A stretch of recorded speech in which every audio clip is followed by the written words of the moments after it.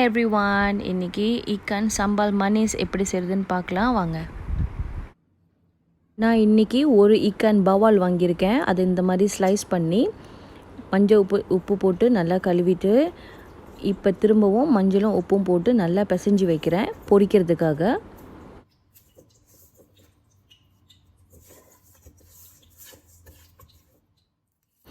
இப்போ ஒரு பேனில் இதை பொரிக்கிற அளவுக்கு தேவையான மாதிரி எண்ணெய் ஊற்றிட்டு இதை நல்லா பொரித்து எடுத்துடலாம். மீனை பொரிக்கிறதுக்கு போட்டோன்னே திருப்பி விடக்கூடாது. கொஞ்ச நேரம் விட்டுட்டு அட்லீஸ்ட் ஒரு நிமிஷம் 2 நிமிஷம் நல்லா அதை பொரிய விட்டுட்டு அதுக்கப்புறம் தான் அதை திருப்பி போடணும். மீனை எண்ணெயில் போட்டோன்னே அதை திருப்பி போட்டிங்கன்னா உடஞ்சிட்டு வந்துடும், அப்புறம் நல்லா இருக்காது சம்பல். இப்போ மீன் பொரித்து எடுத்து தனியாக வச்சுட்டு அந்த மீன் பொரிக்க பாய்ச்ச எண்ணெய் இருக்குல்ல, அதே எண்ணெயை சம்பல் செய்கிற சட்டியில் கொஞ்சம் ஊற்றிடுங்க. எண்ணெய் கொஞ்சம் கூட இருந்தால் நல்லாயிருக்கும், அதனால் கொஞ்சம் கூடயே ஊற்றிட்டு 2 பெரிய வெங்காயத்தை இந்த மாதிரி நறுக்கி இதில் சேர்த்துக்குங்க.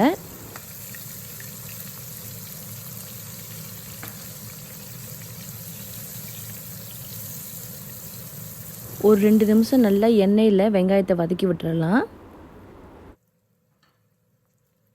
இப்போ ஒரு 4லேருந்து 5 பல் பூண்டு எடுத்து நல்லா சின்ன சின்னதாக நறுக்கிட்டு இதில் ஆட் பண்ணிக்கலாம்.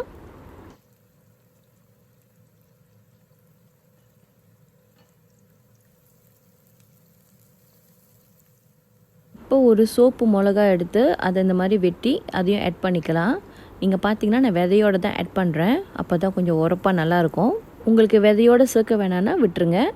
இப்போ இதில் நம்ம கருவேப்பிலை சேர்த்துக்கலாம். ஒரு 10லேருந்து 15 கருவேப்பிலை சேர்த்துக்கலாம். வாசம் ஏறுற வரைக்கும் வதக்கி விடுங்க. ஒரு நிமிஷம் போல் மீடியம் ஃப்ளேம்லேயே வச்சுக்கோங்க அடுப்பை. இப்போ நம்ம இதில் 2 டேபிள் ஸ்பூன் அரைச்ச பட்டை மிளகா சாந்து இதில் ஆட் பண்ணிக்க போகிறோம். 2 டேபிள் ஸ்பூன் போதும், கூட போட வேணாம். ரொம்ப அதிகமாக இதுக்கு சம்பல் தேவைப்படாது. நீங்கள் ரொம்ப காரம் சாப்பிட்ற ஆளாக இருந்துச்சுன்னா ஒரு 3 டேபிள் ஸ்பூன் சேர்த்துக்குங்க, அதுக்கு மேலே வேண்டாம். இப்போ எண்ணெய் திரிஞ்சு நல்லா வந்ததுக்கப்புறம் ஒரு 1/2 கப் தண்ணியை இதில் ஆட் பண்ணிவிட்டு நம்ம கிண்டி விட போகிறோம். நல்லா ஒரு 2 நிமிஷம் கொதிக்க விட்டுருங்க. இது திக்காக ஒரு பேஸ்ட்டாக ஆகிற மாதிரி கொதிக்க விட்டுருங்க. இப்போ பார்த்திங்கன்னா ஒரு மாதிரி திக்காகி எண்ணெய்லாம் மேலே மிதங்க ஆரம்பிச்சிருச்சு. இப்போ என்ன செய்யலாம், ஒரு டொமேட்டோவை சின்ன சின்னதாக க்யூப்பாக கட் பண்ணி இதில் ஆட் பண்ணிக்கோங்க. ஆட் பண்ணி நல்லா வதக்கி விட்டுருங்க.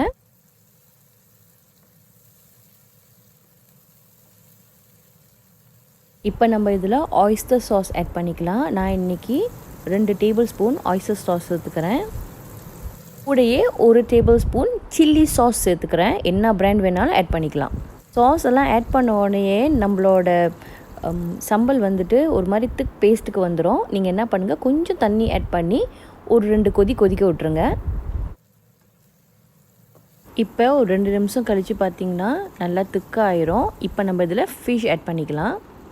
ஒரு பீஸாக எடுத்து போட்டு நல்லா திருப்பி விட்டுறலாம். மீனை திருப்பும் போது மெதுவாக திருப்பணும், இல்லைன்னா மீன் உடஞ்சிரும். அதனால் நல்லா மெதுவாக திருப்பி விட்டுட்டு கொஞ்ச நேரம் அந்த சம்பலில் கொதிக்க விட்டுறலாம். ஏன்னா அந்த மசாலாலாம் அந்த மீனில் இறங்கணும். அதை நம்ம மீன் பொரிக்கும் போது கொஞ்சம் உப்பு ஆட் பண்ணி தான் பொரித்தோம். அதே மாதிரி சில்லி சாஸ் ஆட் பண்ணியிருக்கோம், ஆயிஸ்டர் சாஸ் ஆட் பண்ணியிருக்கோம். அதிலலாம் உப்பும் இனிப்பும் இருக்கும். அதனால் நான் இதில் அடிஷ்னலாக எந்த உப்பும் சீனியும் சேர்த்துக்கல. நீங்கள் டேஸ்ட் பார்த்துக்குங்க. உங்களுக்கு உப்பும் சீனியும் கூட குறைவாக இருந்துச்சுன்னா நீங்கள் ஆட் பண்ணிக்கோங்க.